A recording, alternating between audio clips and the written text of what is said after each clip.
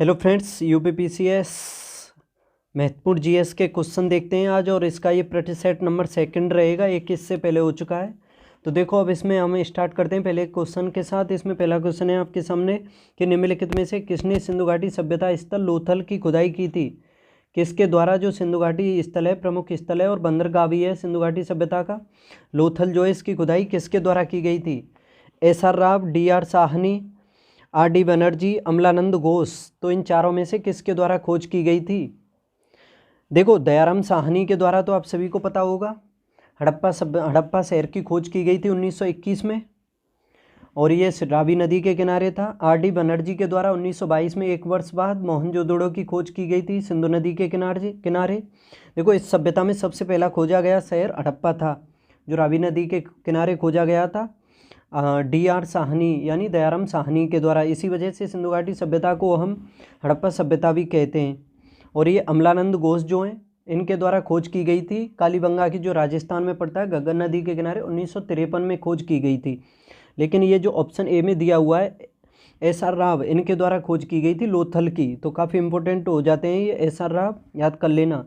उसके अलावा और भी बता दूं, जैसे एक आपने देखा होगा दैमाबाद, जो दक्षिण में पड़ता है, इसका सबसे दक्षिणी क्षेत्र में दैमाबाद जो है ये खोजा गया था गोदावरी नदी के किनारे, एम.एस. वाट्स के द्वारा खोजा गया था और महाराष्ट्र में पड़ता है। एक राखी गढ़ी भी है, उसके बारे में भी पढ़ लेना। राखी गढ़ी वो हरियाणा में पड़ता है और भारत में देखा जाए तो सिंधु घाटी सभ्यता का सबसे बड़ा संग्रहालय है वही राखी गढ़ी जो है। और सरस्वती नदी के किनारे खोजा गया था 1990 में रफ़ीक मुगल के द्वारा। इसके अलावा एक उत्तर प्रदेश में है, उत्तर प्रदेश का तो आपको याद करना चाहिए, आलमगीरपुर जो है यूपी में पड़ता है, वो हिंडन नदी के किनारे है। वाई.डी. शर्मा के द्वारा खोजा गया था 1958 में। और देखो, सबसे पूर्वी स्थल भी है आलमगीरपुर यूपी में। ठीक है, तो देखो इसमें ये दिया हुआ है सब कुछ जो मैंने बता दिया। 1921 में हड़प्पा, मोहनजोदड़ो 1922 में, और ये पुरातत्व सर्वेक्षण के हैं ये एस.आर. राव, इनके द्वारा लोथल की खुदाई की गई थी 1955-60 में। तो काफ़ी अच्छा क्वेश्चन है और बंदरगाह था ये। नेक्स्ट देखो, निम्नलिखित में से कौन सी तमिलनाडु की स्वदेशी कठपुतली है? तमिलनाडु की स्वदेशी कठपुतली बोमालट्टम, गोम्बेयट्टा, कुंदेई कठपुतली। तो देखो इसमें ऑप्शन ए सही हो जाएगा। ये जो बोमालट्टम दिया हुआ है ये तमिलनाडु की स्वदेशी कठपुतली है। इसके अलावा ये जो ऑप्शन में गोम्बेयट्टा दी हुई है ये कर्नाटक की है, कुंदेई उड़ीसा की है और कठपुतली ये राजस्थान की है। और देख लो इसमें विश्लेषण दिया हुआ है आपके सामने कि बोमालट्टम तमिलनाडु क्षेत्र की स्वदेशी कठपुतली है, गोम्बेयट्टा कर्नाटक की पारंपरिक कठपुतली है, उड़ीसा की स्ट्रिंग कठपुतलियों को हम कुंदेई के नाम से जानते हैं। उसके अलावा इसमें देखा जाए तो ये जो कुंदेई होती है ये हल्की लकड़ी से बनी होती है और लंबी स्कर्ट पहने होती है। और राजस्थान में देखो जो पारंपरिक स्ट्रिंग्स यानी कठपुतली जो होती है उसको हम कठपुतली के ही नाम से जानते हैं। यानी जो राजस्थान की कठपुतली जो होती है उसको हम कठपुतली ही कहते हैं, उड़ीसा की कठपुतली को हम कहते हैं कुंदेई, कर्नाटक की कठपुतली को कहते हैं हम गोम्बेयट्टा और तमिलनाडु की को कहते हैं हम बोमालट्टम। तो ये सभी इम्पोर्टेंट हैं, इन्हें अच्छे से रट लो। नेक्स्ट देखो, अब इसमें आपको मिलान करना है। एक साइड में मृदा का नाम दिया हुआ है और एक साइड में फसल का। तो आपको ये देखना है कि कौन सी मृदा में कौन सी फसल का उत्पादन होता है। तो देखो, काली मृदा सबसे पहले है। इसमें काली मृदा में किसका उत्पादन होता है? सभी को पता होगा कपास का होता है, लेकिन कपास ऑप्शन में है नहीं। तो कपास यानी सूती वस्त्र समझ सकते हो। तो इसमें सूती वस्त्र दिया हुआ है, कपास से ही तो बनता है सूती कपड़ा। तो ए का तो हो जाएगा, एक से मिलान। लेटराइट जो मिट्टी होती है इसमें काजू ये जो होते हैं इन सभी का उत्पादन होता है और ये स्पेशली देखा जाए तो आंध्र प्रदेश के क्षेत्र में पाई जाती है। शुष्क में बाजरे का उत्पादन हो जाता है, जैसे राजस्थान का प्रमुख क्षेत्र है इसमें भारत में। और जलोढ़ मिट्टी ये सभी फसलों के लिए प्रमुख रूप से सर्वोत्तम किस्म की मिट्टी बताई जाती है और है ही बताई क्या जाती है। इसमें सभी फसलों का अधिकतर उत्पादन हो जाता है आसानी से, जैसे उत्तर प्रदेश का क्षेत्र है, बिहार का क्षेत्र है, उत्तराखंड है, पश्चिम बंगाल है, इन सभी राज्यों में पाई जाती है ये। तो समझ सकते हो भारत के सबसे अधिक क्षेत्रफल पर भी यही पाई जाती है। तो इसका मिलान तो क्रम से दिया हुआ है, ए भी 1 2 3 4 हो जाएगा, तो ऑप्शन ए ही सही है इसका। नेक्स्ट देखो, अब विश्व बैंक समूह के अंतर्गत कौन से विकास संस्थान नहीं है? देखो आपको पता होगा विश्व बैंक के जो विकास संस्थान है वो 5 हैं। और उसमें से ये पूछा है ऑप्शन में कि 3 तो सही हैं, एक कौन सा है जो उसमें शामिल नहीं है। देखो पहला इसमें दिया हुआ है अंतर्राष्ट्रीय निवेश विवाद निपटान केंद्र, ये तो विकास संस्थान है विश्व बैंक का। बहुपक्षीय निवेश गारंटी एजेंसी, ये भी है। अंतर्राष्ट्रीय विकास संघ, ये भी है। लेकिन ये विश्व व्यापार संगठन जो है WTO, ये जिनेवा में है, स्विट्जरलैंड में। ये विश्व बैंक का विकास संस्थान नहीं है। तो इसका जवाब तो यही हो जाएगा, ऑप्शन डी। और देखो इसमें आगे जान लो कि विश्व बैंक समूह एक अंतर्राष्ट्रीय साझेदारी है जिसमें 189 देशों और 5 घटक संस्थान शामिल हैं जो गरीबी उन्मूलन और समृद्धि निर्माण की दिशा में कार्य करते हैं। अब ये जान लो कि जो 5 विकास संस्थान हैं वो कौन कौन से हैं। पहला है इसमें अंतर्राष्ट्रीय पुनर्निर्माण एवं विकास बैंक यानी IVRD, ये काफ़ी इम्पोर्टेंट है। देखो आपको जो ये IVRD है, जो इसका विकास संस्थान है यानी विश्व बैंक का, इसके बारे में कुछ महत्वपूर्ण पॉइंट बता दूं कि जैसे ये जो IVRD है, इसके बारे में समझ लो कि ये भौतिक आधारभूत संरचनाओं के लिए ऋण देता है, ना कि ये मानव विकास के लिए। मानव विकास के लिए ये IVRD ऋण नहीं देता है, याद रखना, पूछा जा सकता है। अगर आपके स्टेटमेंट में आ जाए कि IVRD मानव विकास के लिए ऋण देता है तो उसे गलत कर देना आप, ये केवल भौतिक आधारभूत संरचनाओं के लिए ऋण देता है। इसके अलावा ये जो ऋण देता है उस पर ब्याज भी लेता है, याद रखना, ब्याज लेता है उस पर, और यह सभी को ऋण दे सकता है, याद रखना। और देखो इसमें दूसरा जो है ये IDA यानी अंतर्राष्ट्रीय विकास संगठन, ये भी काफ़ी इंपॉर्टेंट हो जाता है अपने आप में, इसको भी याद कर लेना अच्छे से। IDA के बारे में बता दूं कि यह मानव संसाधन के लिए ऋण देता है। देखो ये जो IVRD जो था, मैंने बताया था मानव विकास के लिए नहीं देता है, और ये जो IDA है ये मानव संसाधन के लिए ऋण देता है, और ये 0% पर ऋण देता है, यानी ये कोई ब्याज नहीं लेता है, याद रखना। यह केवल उपनिवेशों से आज़ाद हुओं को ही ऋण देता है, जो पहले उपनिवेश थे अब वो आज़ाद हो गए, उन्हीं को ऋण देता है ओनली ये।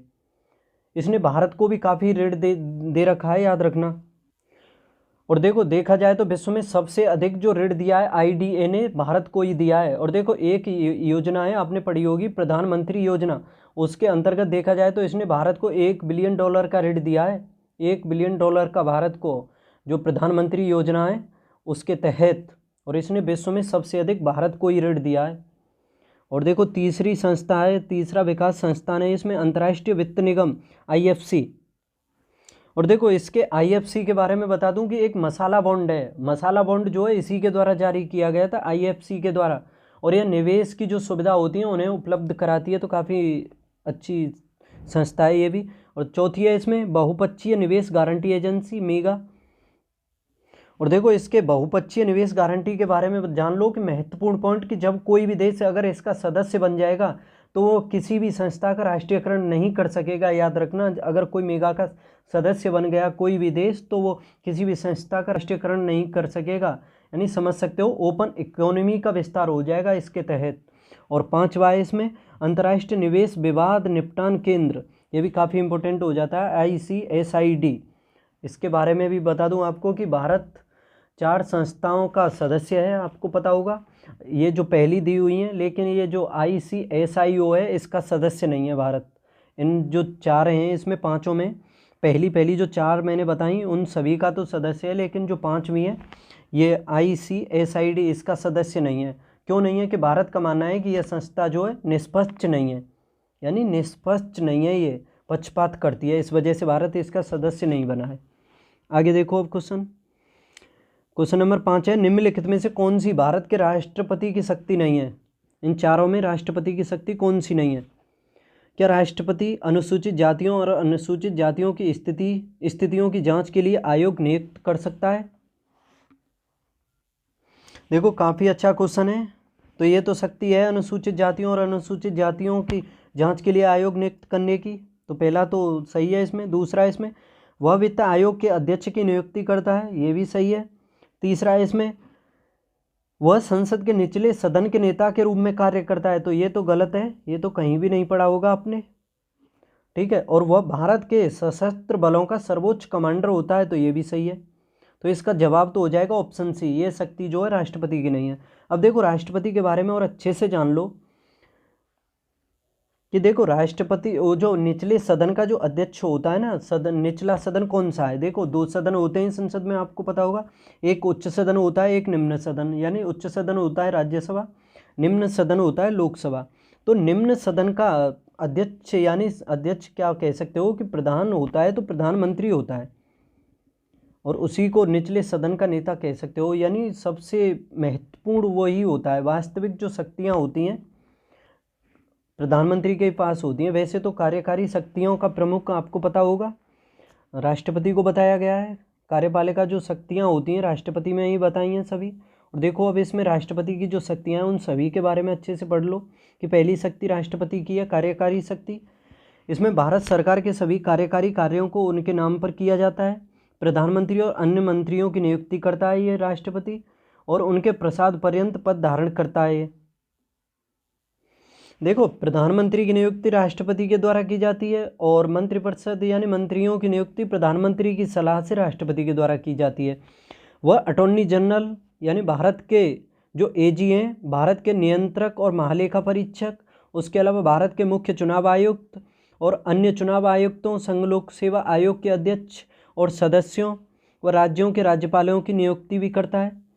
वह सीधे अपने द्वारा नियुक्त प्रशासकों के माध्यम से केंद्र शासित प्रदेशों का प्रशासन करता है।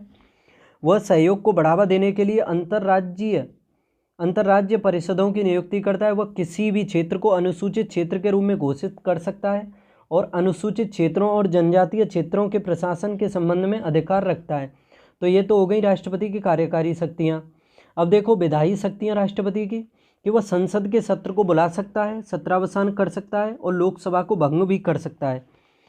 और राष्ट्रपति संसद के दोनों सदनों की संयुक्त बैठक बुला सकता है, जिसकी अध्यक्षता लोकसभा अध्यक्ष के द्वारा की जाती है, और अगर ये लोकसभा अध्यक्ष अनुपस्थित हो तो उपाध्यक्ष के द्वारा की जाती है।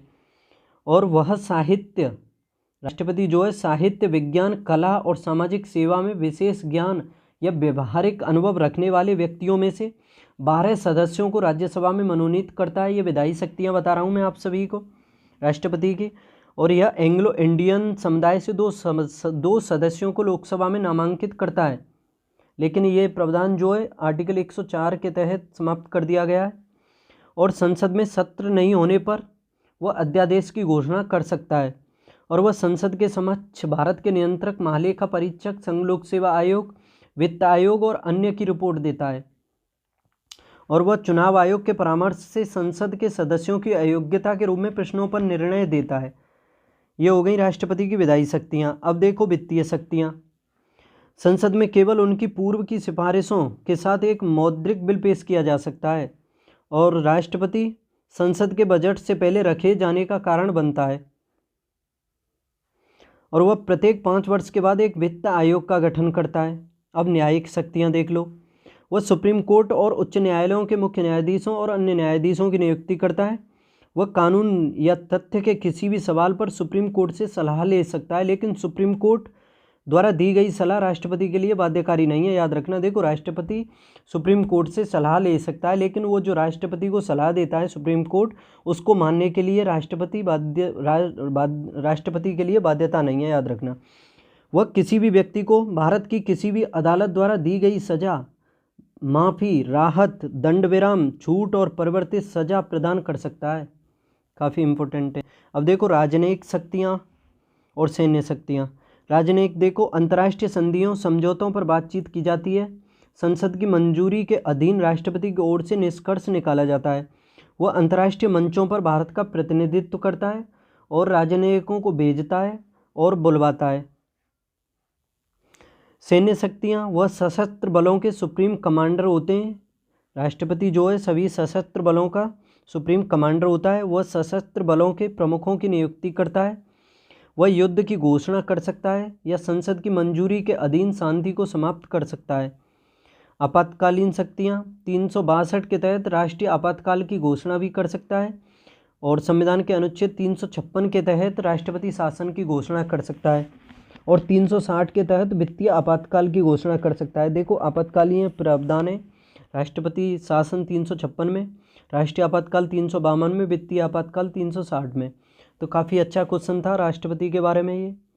अब क्वेश्चन नंबर 6 देखो, मरकरी यानी पारा और सोडियम स्ट्रीट लैंप में किस कारण से प्रकाश उत्पन्न होता है। मरकरी यानी पारा और सोडियम स्ट्रीट लैंप में किस कारण से प्रकाश उत्पन्न होता है? परमाणु अवशोषण, परमाणु उत्सर्जन, इलेक्ट्रॉन अवशोषण या इलेक्ट्रॉन उत्सर्जन से। तो देखो इसका सही जवाब होगा ऑप्शन बी, परमाणु उत्सर्जन से। जब मरकरी यानी पारा या सोडियम वाष्प का स्टील लैंप चालू होता है तो तेजी से चलने वाले इलेक्ट्रॉनों के कारण लैंप में फिलामेंट्स चमकता है। विद्युत धारा उत्पादित ये इलेक्ट्रॉन सोडियम और मरकरी परमाणुओं के वाष्प परमाणुओं पर प्रहार करते हैं। जब विद्युत में उपस्थित इलेक्ट्रॉन सोडियम या मरकरी के परमाणुओं जो वाष्प अवस्था में होते हैं पर प्रहार करते हैं तो परमाणु उत्सर्जित होने लगते हैं और लैंप चमकने लगती है। सोडियम वाष्प लैंप पीली नारंगी रंग की रोशनी पैदा करती है, जबकि मरकरी वाष्प लैंप नीले रंग की रोशनी उत्पन्न करती है। देखो सोडियम वाष्प लैंप जो है पीली नारंगी रंग की रोशनी उत्पन्न करती है और मरकरी वाष्प लैंप जो है नीली रंग की रोशनी उत्पन्न करती है। तो काफ़ी अच्छा क्वेश्चन है ये कि मरकरी यानी पारा और सोडियम स्टील लैंप में किस कारण से प्रकाश उत्पन्न होता है? तो याद रखना परमाणु उत्सर्जन से। निम्नलिखित में से कौन विटामिन सी में सबसे समृद्ध है, यानी सबसे अधिक विटामिन सी जो है इन चारों में से किस में पाया जाता है? तो देखो सभी को पता होगा सबसे अधिक विटामिन सी जो पाया जाता है वो आंवले में पाया जाता है। इसके अलावा खट्टे पदार्थ जो होते हैं सभी में विटामिन सी पाया जाता है। और एस्कॉर्बिक अम्ल इसका रासायनिक नाम है। देखो इसमें आंवला विटामिन सी का सबसे अधिक सर्वोत्तम स्रोत है। आंवले में संतरे से लगभग 20 गुना अधिक विटामिन सी पाया जाता है। देखो संतरे में भी काफ़ी पाया जाता है, लेकिन संतरे से भी 20% यानी 20 गुना, परसेंट नहीं 20 गुना अधिक आंवले में विटामिन सी पाया जाता है। और विटामिन सी को एस्कॉर्बिक अम्ल यानी एस्कॉर्बिक एसिड के रूप में भी जाना जाता है। और यह ऊतक की मरम्मत और कुछ न्यूरोट्रांसमीटर के एंजाइमी उत्पादन में शामिल एक आवश्यक पोषक तत्व होता है। नेक्स्ट देखो, टेबल साल्ट का रासायनिक नाम क्या होता है? टेबल साल्ट, तो देखो इसका नाम होता है sodium chloride, option D. Table salt यानी नमक का रासायनिक नाम होता है सोडियम क्लोराइड, जिसको खाते हो आप। कैल्शियम क्लोराइड एक अकार्बनिक यौगिक है जो रासायनिक सूत्र CaCl2 के साथ एक नमक है। मैग्नीज ऑक्साइड सूत्र MnO2 के साथ अकार्बनिक यौगिक है और इसका उपयोग सेल बैटरी में और रंजक के रूप में किया जाता है। मैग्नीज ऑक्साइड के साथ अकार्बनिक यौगिक है और इसका उपयोग सेल बैटरी में और रंजक के रूप में किया जाता है। सोडियम सल्फेट रासायनिक सूत्र है इसका Na2SO4 और इसके अन्य नाम है थेनडाइट, ग्लूबेर का साल्ट और मिराबेलेट। नेक्स्ट देखो, फिशर प्रभाव संबंध की व्याख्या करता है। फिशर प्रभाव संबंध की व्याख्या कौन सा करता है इन चारों में से? फिशर प्रभाव जो संबंध है ये किस की व्याख्या करता है? तो देखो फिशर प्रभाव जो संबंधित है इसका सही जवाब होगा मुद्रास्फीति और ब्याज दर के बीच। फिशर इफेक्ट अर्थशास्त्री इरविंग फिशर द्वारा प्रतिपादित किया गया एक आर्थिक सिद्धांत है जो मुद्रास्फीति और वास्तविक और अवास्तविक ब्याज दरों के बीच संबंधों की व्याख्या करता है। फिशर प्रभाव यह बताता है कि अवास्तविक ब्याज दर को अपेक्षित मुद्रास्फीति दर को घटाने पर वह वास्तविक ब्याज दर के बराबर होती है। इसलिए जब तक मुद्रास्फीति बढ़ती है तब तक वास्तविक ब्याज दरें गिरती हैं, जब तक कि मुद्रास्फीति के समान दर पर अवास्तविक दरें नहीं बढ़ती हैं। तो काफ़ी अच्छा पॉइंट है, ये याद कर लेना, स्क्रीनशॉट ले लो इसको। नेक्स्ट देखो, निम्न में कौन जैव विविधता के नुकसान का प्रमुख कारण है? जैव विविधता के नुकसान का प्रमुख कारण पर्यावास हानि और विखंडन है, अतिशोषण ये भी है, विदेशी प्रजातियों का आक्रमण तो समझ सकते हो ये सभी हैं जैव विविधता को नुकसान पहुंचाते हैं, ये सभी ऑप्शन डी हो जाएगा। देखो जीवों के व्यवस्थित अध्ययन, पारिस्थितिकी तंत्र के अध्ययन और बायोग्राफी अध्ययन आदि के लिए जैव विविधता का ज्ञान महत्वपूर्ण है और यह भोजन, विपणन योग्य वस्तुएं आदि प्रदान करता है। इसका सामाजिक और सौंदर्यात्मक मूल्य होता है। विश्व और राज्य स्तर पर जैव विविधता पर जानकारी महत्वपूर्ण है। जैव विविधता हानि के कारणों में हम शामिल कर सकते हैं, जैसे कि निवास स्थान की हानि और विखंडन को, अतिशोषण को, विदेशी प्रजाति आक्रमण को और सह विलुप्ति को। तो काफ़ी अच्छा क्वेश्चन ये भी हो गया। नेक्स्ट देखो, देश बंधु युवा संघ के संस्थापक कौन थे? तो ये कल के प्रैक्टिस सेट में भी आया था। तो देश बंधु युवा संघ के संस्थापक हैं तिरुपुर कुमारन। कौन? तिरुपुर कुमारन। ये देश बंधु युवा संघ के। कानेगंती हनुमंतु पलनाडु विद्रोह से संबंधित। अल्लूरी सीताराम राजू जो रंपा विद्रोह हुआ था 1922-24 में, उससे संबंधित हैं। और पार्वती गिरी को पश्चिमी उड़ीसा की मदर टेरेसा कहा जाता है। पार्वती गिरी को। पृथ्वी कितनी पुरानी है, इसका निर्धारण किस प्रकार किया जाता है? तो देखो, इसका निर्धारण करते हैं हम रेडियोमेट्रिक काल निर्धारण से। तो देखो, ये कल के क्वेश्चन इसमें टाइप हो गए हैं, कोई बात नहीं, देखते हैं जो नहीं हुए हैं वो करेंगे अब इसमें। ये भी है, कल हुआ था। मोतियों का द्वीप कहते हैं हम बहरीन को।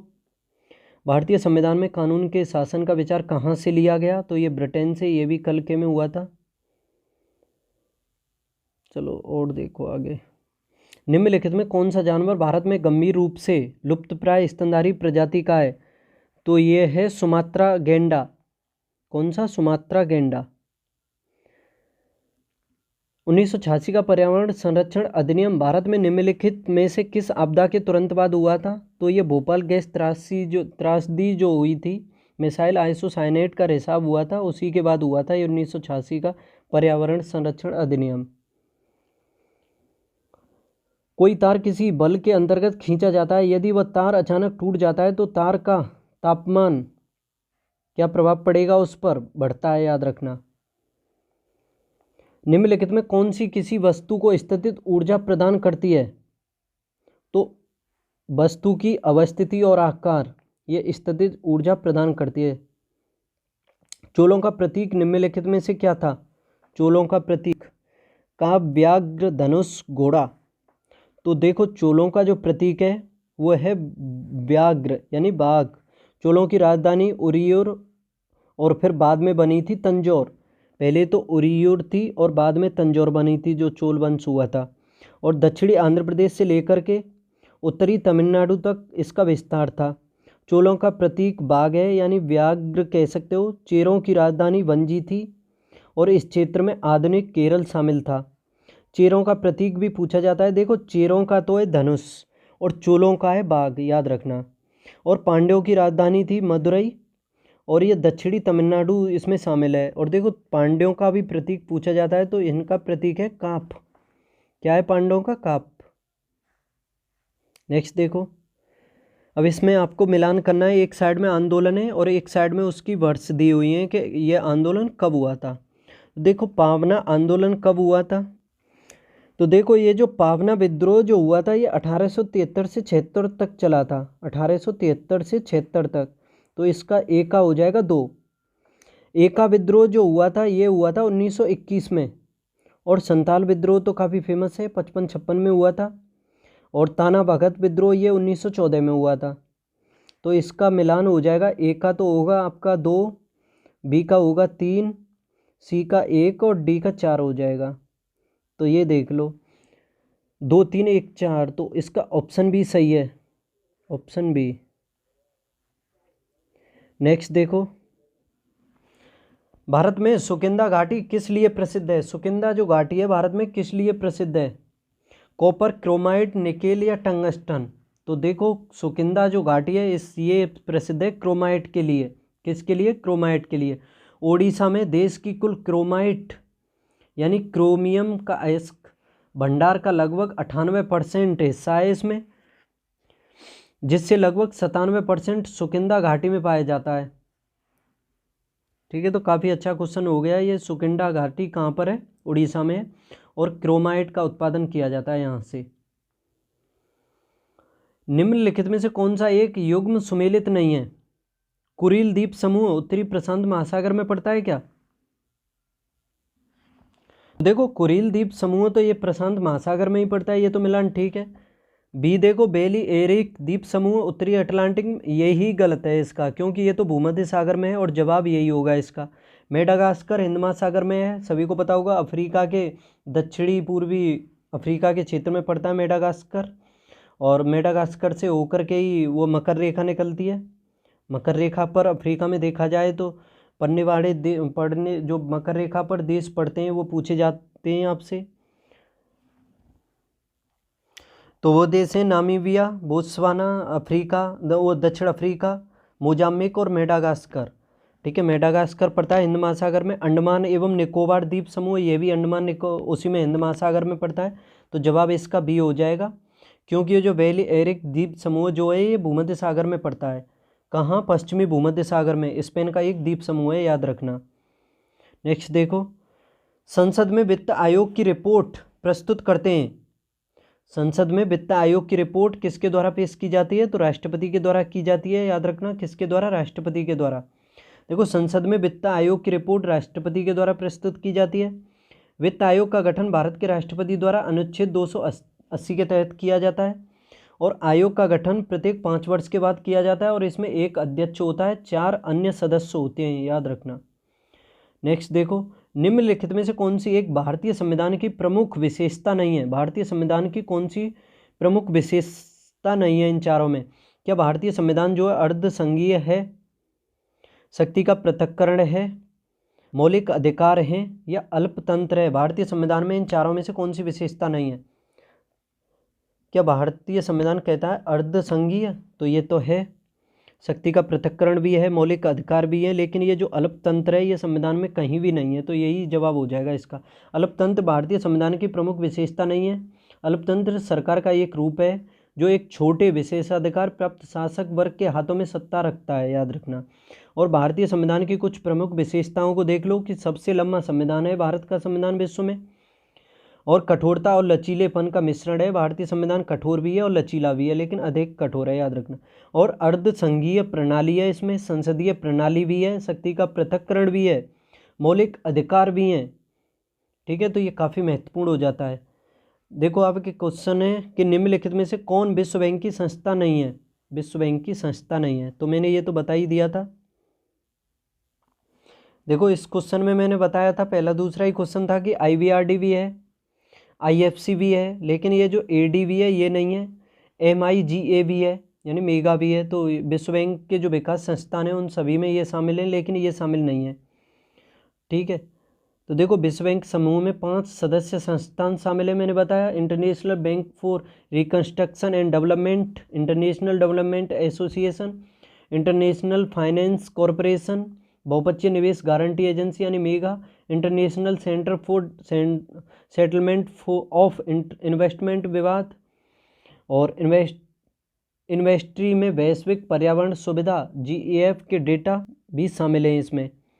लेकिन ये जो दिया हुआ है ADB इसमें शामिल नहीं है, याद रखना।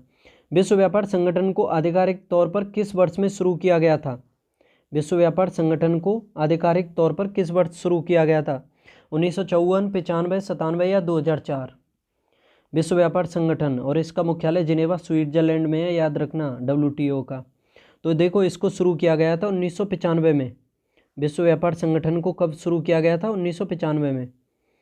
और इसने टैरिफ और व्यापार पर सामान्य समझौते को प्रतिस्थापित किया, जो 1948 में गठित किया गया था। विश्व व्यापार संगठन दुनिया का सबसे बड़ा अंतर्राष्ट्रीय आर्थिक संगठन है, याद रखना। निम्नलिखित में से किसका उपयोग परमाणु भट्टी में नियंत्रक छड़ के रूप में किया जाता है? नियंत्रक छड़ के रूप में परमाणु भट्टी में किसका उपयोग किया जाता है? सोडियम, यूरेनियम, ग्रेफाइट या बोरोन का? तो देखो, इसका सही जवाब क्या होगा? बोरोन का प्रयोग किया जाता है। बोरोन का उपयोग परमाणु रिएक्टरों में नियंत्रण छड़ के रूप में किया जाता है। यूरेनियम और प्लूटोनियम की विखंडन दर को नियंत्रित करने के लिए परमाणु रिएक्टरों में नियंत्रण छड़ का प्रयोग किया जाता है। बोरोन, सिल्वर, इंडियम और कैडमियम नियंत्रण छड़ें हैं। कौन कौन सी? दोबारा देखो इसे, कि बोरोन, सिल्वर, इंडियम और कैडमियम ये नियंत्रण छड़ें हैं जो कई न्यूट्रॉन को बिना विखंडन के अवशोषित करने में सक्षम है। नेक्स्ट देखो, निम्नलिखित में से किसको लोकसभा में नियम 377 के अंतर्गत नोटिस कहा जाता है? 377 के अंतर्गत लोकसभा में किसको नोटिस कहा जाता है? आधे घंटे की बहस, अल्पकालिक चर्चा, विशेष उल्लेख या निंदा प्रस्ताव? तो देखो इसमें किसको कहा जाएगा, विशेष उल्लेख, ऑप्शन सी। इसमें जानो, ऐसा मामला जो औचित्य प्रश्न नहीं है अथवा जिसे प्रश्नकाल आधे घंटे की बहस अल्पकालिक चर्चा के दौरान नहीं उठाया जा सकता है अथवा स्थगन प्रस्ताव के अंतर्गत, ध्यान आकर्षण प्रस्ताव या इससे सदन के किसी अन्य नियम के अंतर्गत विशेष उल्लेख के जरिए राज्यसभा में उठाया जा सकता है। यह लोकसभा में नियम 377 के अंतर्गत आता है, विशेष उल्लेख, याद रखना। गुलाम वंश की शासन अवधि क्या थी? देखो दिल्ली में जो शासन किया था दिल्ली सल्तनत पर, तो उसमें सबसे पहले शासन किया था किसने? गुलाम वंश ने। और इसकी स्थापना कुतुबुद्दीन ऐबक के द्वारा की गई थी 1206 में, और ये गुलाम वंश रहा था 1206 से लेकर के 1290 तक। तो इसका सही जवाब हो जाएगा ऑप्शन ए, 1206 से 1290 तक। और इसका वास्तविक संस्थापक इल्तुतमिश को कहा जाता है, याद रखना। कुतुबुद्दीन ऐबक ने शासन किया था 1206 से 1210 तक, और उसने अपने साम्राज्य पर शुरू में राजधानी लाहौर से शासन किया था, बाद में राजधानी को दिल्ली स्थानांतरित कर दिया। उसने केवल 4 वर्षों तक शासन किया था। मोहम्मद गौरी की मृत्यु के बाद 1206 से 1290 ईस्वी तक भारत पर शासन करने वाले सभी मुस्लिम शासक या तो गुलाम थे या गुलाम वंश के वंशज थे। तो इस राजवंश को आमतौर पर दास वंश के रूप में भी जाना जाता है, इलवारी वंश भी कहा जाता है, क्योंकि जो इल्तुतमिश था वो इलवारी तुर्क था, इसी वजह से कहा जाता है इसको। काफ़ी इम्पोर्टेंट हो जाता है ये। इसको मामलुक वंश भी कहा जाता है। देखो गुलाम वंश के कितने नाम रख दिए मैंने बता दिया आपको, कि मामलुक वंश, इलवारी वंश, गुलाम वंश, तो 3 नाम तो नॉर्मली हो गए इसके, ठीक है। वास्तविक संस्थापक गुलाम वंश का इल्तुतमिश को कहा जाता है। नेक्स्ट देखो, बताने को तो काफ़ी कुछ है, बहुत कुछ बता दूं, लेकिन टाइम कम ज़्यादा लगेगा आपका। मैं चाहता हूं कि प्रैक्टिस सेट आपके क्वेश्चन मिले टाइम से ज़्यादा, कम टाइम में ज़्यादा से ज़्यादा क्वेश्चन। तो 31 नंबर क्वेश्चन देखो कि किस भारतीय क्रांतिकारी ने W.C. रैंड की हत्या की थी? किस क्रांतिकारी के द्वारा W.C. रैंड की हत्या की गई थी? बालकृष्ण चापेकर, प्रफुल्ल चाकी बोस, मदनलाल ढींगरा, भगत सिंह। W.C. रैंड की हत्या की गई थी किसके द्वारा? बालकृष्ण चापेकर के द्वारा। बालकृष्ण चापेकर और वासुदेव चापेकर ने 1897 में W.C. Rand ICS special flag committee के चेयरमैन पर गोली चलाई। मदनलाल ढींगरा ने लॉर्ड कर्जन की हत्या की थी। कर्जन की हत्या किसने की थी? मदनलाल ढींगरा ने। और प्रफुल्ल चाकी और खुदीराम बोस अलीपुर बम षड्यंत्र में शामिल थे, जिसे मणिकटोला षड्यंत्र भी कहा जाता है। मणिकटोला षड्यंत्र, जो अलीपुर बम षड्यंत्र है उसको मणिकटोला षड्यंत्र भी कहा जाता है, जो प्रफुल्ल चाकी, खुदीराम बोस इन सभी के द्वारा किया गया था। नेक्स्ट देखो, यह नदी जर्मनी में ब्लैक फॉरेस्ट से निकलती है और काला सागर में मिलने से पूर्व 4 देशों की राजधानियों से गुजरते हुए लगभग 2850 किलोमीटर की पूर्व की ओर बहती है। निम्नलिखित में से किस नदी के बारे में ये बात की जा रही है? डेन्यूब, एल्बे, सीन या राइन? जर्मनी के ब्लैक फॉरेस्ट से निकलती है, काला सागर से मिलने से पूर्व 4 देशों की राजधानियों से गुजरते हुए 2850 किलोमीटर पूर्व की ओर बहती है। तो कौन सी नदी है ये? तो देखो इसका सही जवाब होगा डेन्यूब। और जो वियना शहर है वो अभी इसी नदी के किनारे है। जो ऑस्ट्रिया की राजधानी है वियना, वो डेन्यूब नदी के किनारे है। डेन्यूब यूरोप की सबसे महत्वपूर्ण नदियों में से एक है। वोल्गा के बाद महाद्वीप की दूसरी सबसे बड़ी नदी है। देखो यूरोप की सबसे बड़ी नदी कौन सी है? वोल्गा, जो रूस से होकर के बहती है, आपको पता होगा, USSR से। और उसके बाद सबसे बड़ी कौन सी है? डेन्यूब। और यह नदी रोमन साम्राज्य के लंबे समय तक स्थापित सीमाओं में से एक थी और आज 10 यूरोपीय देशों की सीमाओं का एक हिस्सा है। तो याद रखना, 10 यूरोपीय देशों की सीमाएं बनाती है ये डेन्यूब नदी। और यह जर्मनी में ब्लैक फॉरेस्ट से निकलती है और 2850 किलोमीटर यानी 1771 मील पूर्व की ओर बहती है। और यह काला सागर में मिलने से पूर्व 4 देशों की राजधानियों से गुजरती है। तो काफ़ी अच्छा क्वेश्चन हुआ ये भी। नेक्स्ट देखो, IUCN की स्थिति के अनुसार भारत में निम्नलिखित पौधों की प्रजातियों में से कौन सी गंभीर संकटग्रस्त है?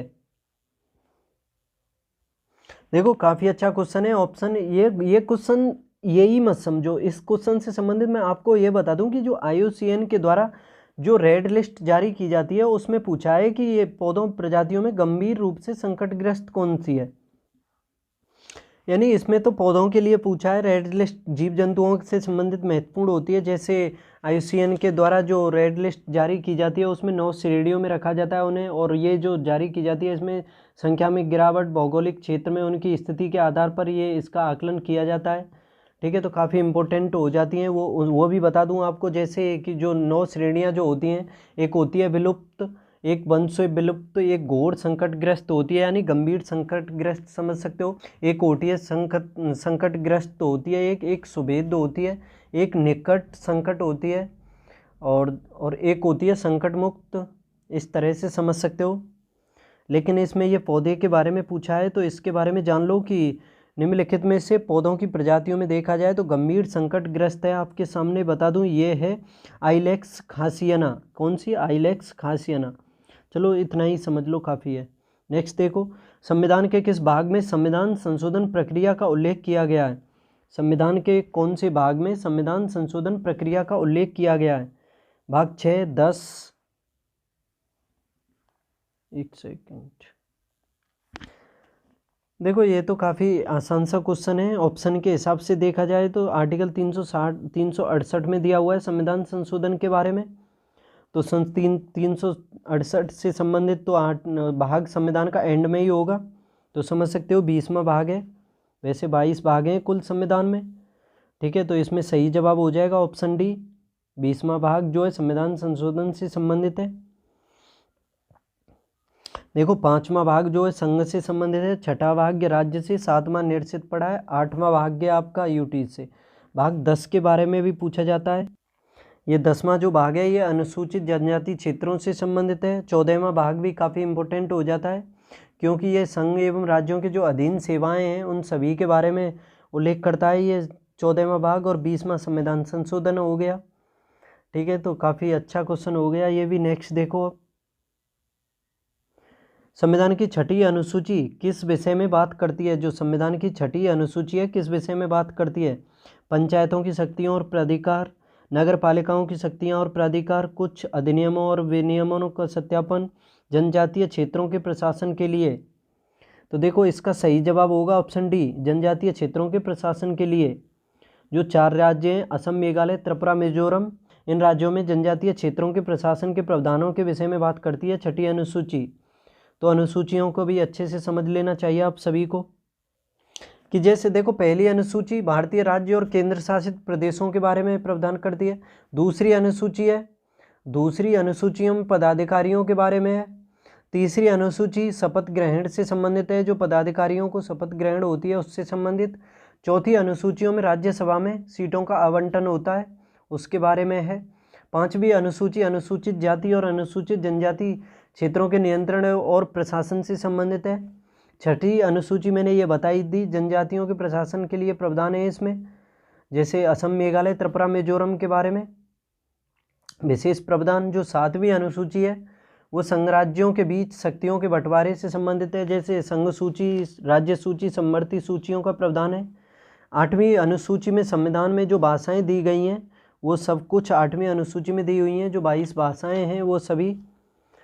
उसके अलावा फिर आपकी आती है 9वीं अनुसूची जो भूमि सुधार से संबंधित है।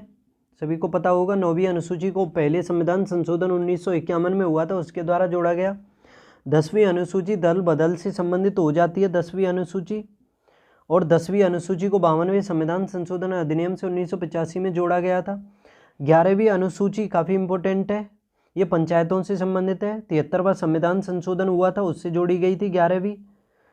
और 12वीं अनुसूची भी काफ़ी इंपॉर्टेंट है, ये 74वें संविधान संशोधन से जोड़ी गई थी। और ये दोनों संविधान संशोधन जो हुए थे 1992 में हुए थे, याद रखना।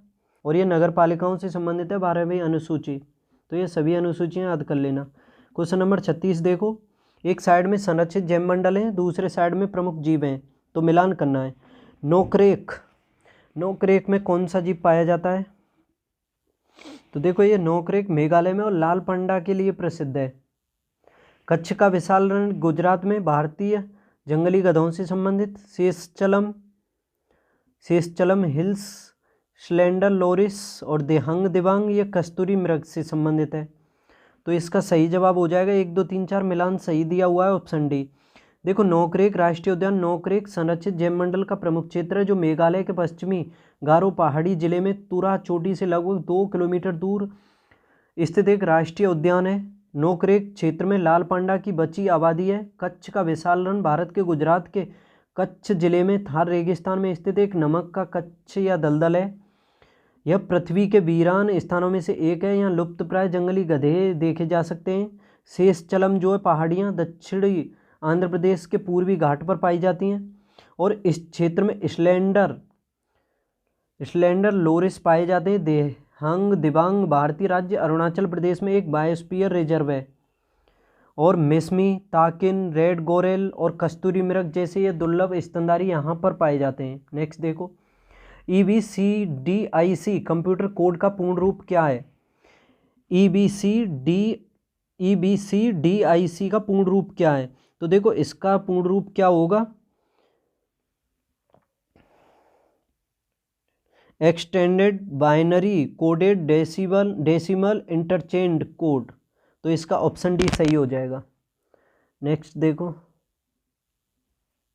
एक सेकंड, इसमें कुछ है क्या? देखो इसमें ये और जान लो कि EBCDIC एक अद्वितीय 8 बिट कोड के साथ एक प्रत्येक अक्षर, संख्या या अन्य प्रतीक का प्रतिनिधित्व करता है। निम्नलिखित में से किसको सामान्यतः जोंक कहते हैं? जो अधिकांशतः मीठे जल वाले तालाबों या पोखरों और गड्ढों में पाया जाता है। जो कहते हैं, देखा होगा आपने, जो अपनी जैसी कोई घटना होती है तो उससे रक्षा के लिए अपने शरीर को अंदर को कर लेते हैं, जैसे कछुआ की तरह ही समझ सकते हो। तो ये जो जोंक होती है ये अधिकांशतः मीठे जल तालाबों या पोखरों और गड्ढों में पाई जाती है। तो इसको क्या कहते हैं? तो देखो इसको कहते हैं, हम क्या कहते हैं? हेरोडिनेरिया। Option A हेरोडिनेरिया। हेरोडिनेरिया को सामान्यतः जो कहते हैं जो अधिकांशतः मीठे जल ये वाले तालाबों या पोखरों या गड्ढों में पाई जाती है। यह बाह्य परजीवी तथा रक्ताहारी होता है। खून चूसते समय जोंक एक प्रकार का प्रतिस्कंदक निकालती है जो खून को जमने से रोकती है। एफ्रोडाइट को समुद्री चूहा कहा जाता है। देखो ये भी पॉइंट है, स्टार लगा लो इस पर कि समुद्री चूहा किसको कहा जाता है? तो एफ्रोडाइट को कहा जाता है समुद्री चूहा।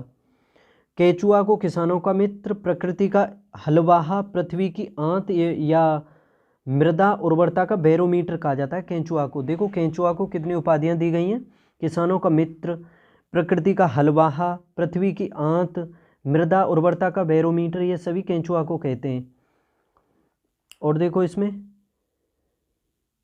एक सेकंड कि नेरीस एक समुद्री पॉलीकीट है जो विश्व भर में समुद्र तट पर चट्टानों के नीचे या समुद्री वनस्पतियों के बीच में पाया जाता है। नेक्स्ट देखो, अब ये मिलान करना है, इसमें भी नहीं, मिलान नहीं, ये देखना है कि कौन सही सुमेलित नहीं है इसमें। मलेरिया ज्वर मादा एनाफिलीज से, जो मलेरिया ज्वर होता है क्या मादा एनाफिलीज से होता है? तो सही है।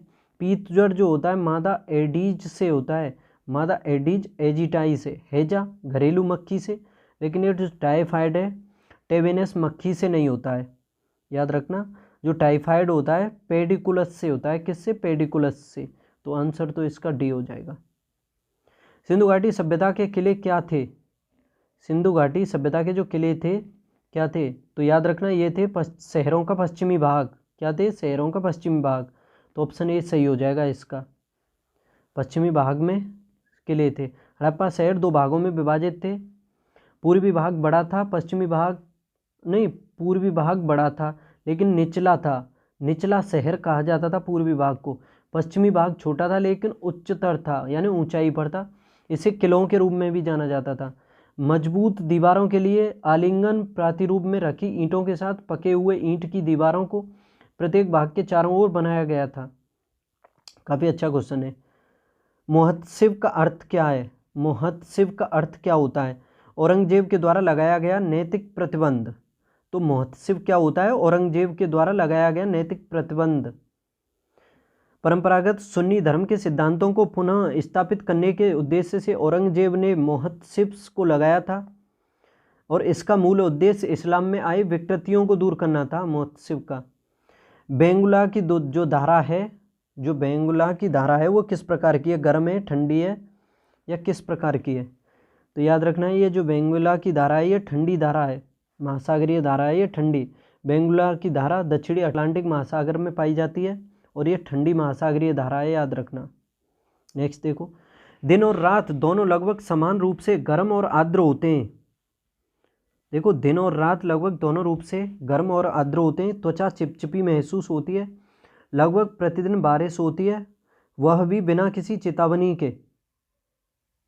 दिन का तापमान बहुत अधिक आर्द्रता के साथ अधिक होता है और रात में तापमान कम हो जाता है लेकिन आर्द्रता अधिक बनी रहती है।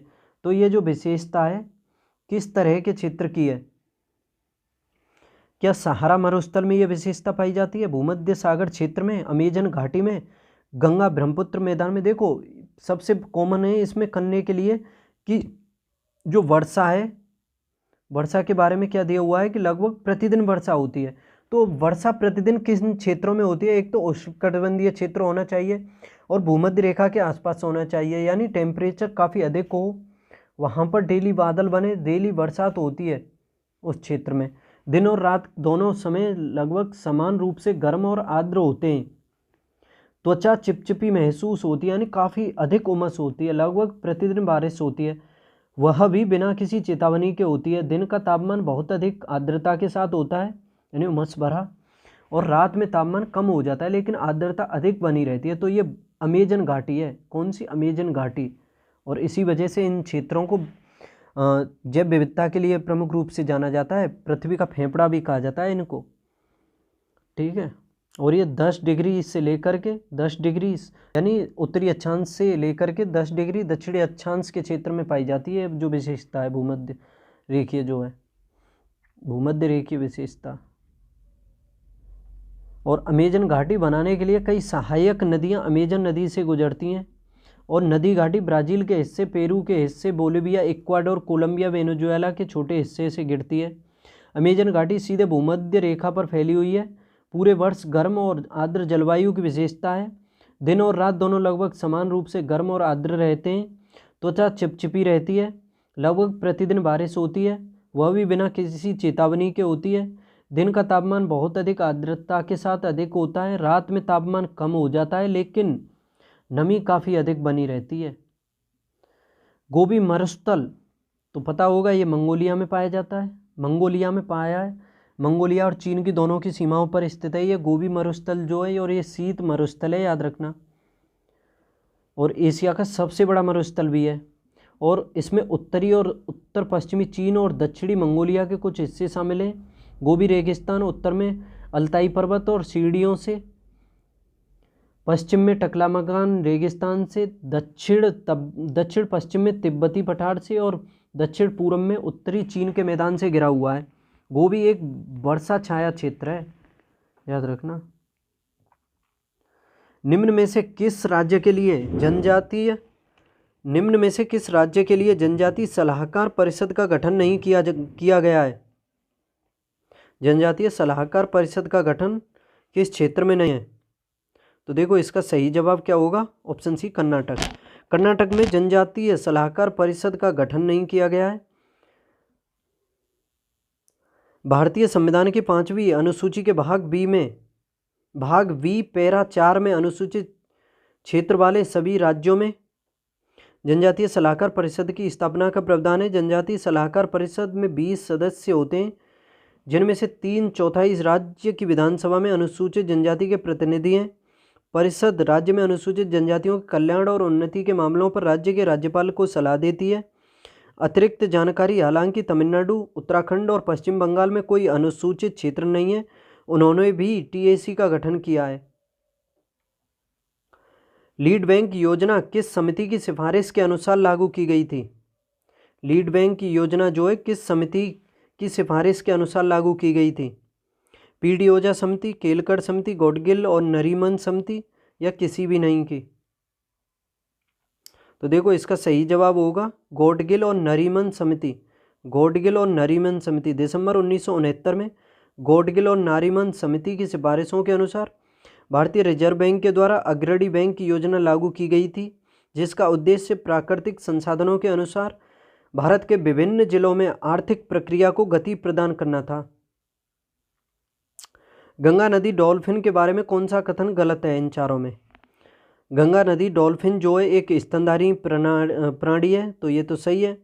इसे अंध डॉल्फिन भी कहा जाता है, इसे सुस भी कहा जाता है। तो देखो इसका सही जवाब हो जाएगा ऑप्शन डी, इनमें से कोई भी गलत नहीं है। उत्तर प्रदेश वन विभाग के सहयोग से world wide fund for nature India द्वारा गंगा डॉल्फिन की वार्षिक जनगणना की गई है। डॉल्फिन किसके द्वारा की गई है? उत्तर प्रदेश वन विभाग के सहयोग से world wide fund for nature India द्वारा डॉल्फिन की गणना के लिए प्रत्येक वर्ष जहां प्रत्यक्ष गणना पद्धति का उपयोग किया जाता है, वहीं इस वर्ष अग्रानुक्रम नाव सर्वे पद्धति का उपयोग किया जा रहा है। जानवर को सांस लेने पर अजीब आवाज़ें करने के लिए इसे सुस कहा जाता है, याद रखना। और स्तनधारी होने के कारण इसे सांस लेने के लिए सतह पर आना पड़ता है। ये जो डॉल्फिन है ये सतह पर आकर के सांस लेती है, यानी जल से बाहर आकर के। और इसे एक अंधा डॉल्फिन भी कहा जाता है क्योंकि इसमें एक क्रिस्टलीय आई लेंस नहीं है और नेविगेट करने और शिकार करने के लिए इकोलोकेशन का उपयोग किया जाता है। निम्नलिखित में कौन सा राष्ट्रीय उद्यान और उनका स्थान सही रूप से मेल खाता है? देखो कालेसर राष्ट्रीय उद्यान कहाँ पर है? तो कालेसर राष्ट्रीय उद्यान कहाँ पर है बताओ? कालेसर राष्ट्रीय उद्यान है मेघालय में, सही है। पेरियार राष्ट्रीय उद्यान ये तमिलनाडु में और केरल में है, सही है। मानस राष्ट्रीय उद्यान बिहार में, बिहार में कहाँ है? नहीं सॉरी नहीं गलती हो गई, एक सेकंड रुको, एक सेकंड।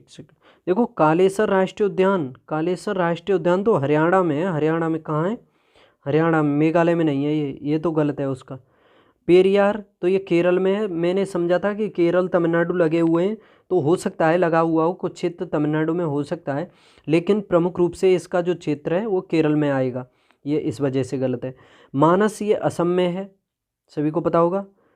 मानस असम में। बिहार में कौन सा है फिर? वाल्मीकि है बिहार में तो।